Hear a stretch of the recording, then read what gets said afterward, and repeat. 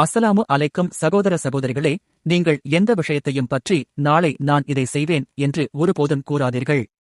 அல்லாஹ் விரும்பினால் என்று சேர்த்து சொன்னால் அன்றி. இன்ஷா அல்லாஹ். ஒரு சிறிய வார்த்தை. ஆனால் மிகப்பெரிய அர்த்தம் கொண்டது. நாம் நாளை ஏதாவது செய்யப் போகிறோம் என்று சொல்வோம். ஆனால் நமக்கு நாளை என்ன கிடைக்கும், என்ன செய்வோம் என்று யாருக்கு தெரியும்? அதனால்தான் ஒரு முஸ்லிம் தனது எதிர்காலத்தைப் பற்றி பேசும்போது இன்ஷா அல்லாஹ் என்று கூறுவான்.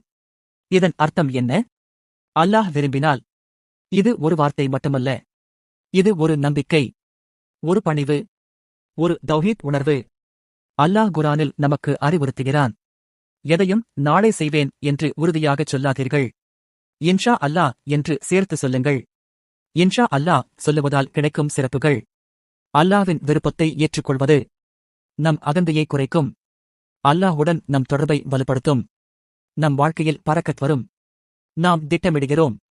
ஆனால் முடிவு செய்வது அல்லாஹ்தான். அதனால் இனிமேல் ஒவ்வொரு செயலும், ஒவ்வொரு திட்டமும், ஒவ்வொரு கனவும் இன்ஷா அல்லாஹ் என்று தொடங்கட்டும். அல்லாஹ் நமக்கு நல்லதை மட்டுமே அளிக்கட்டும். நாம் சொல்லும் இன்ஷா அல்லாஹ் உண்மையான நம்பிக்கையுடன் இருக்கட்டும். இன்ஷா அல்லாஹ் சொல்லுங்கள். அல்லாஹ்வை நம்புங்கள். உங்கள் வாழ்க்கை அழகாக மாறும். இன்ஷா அல்லாஹ்.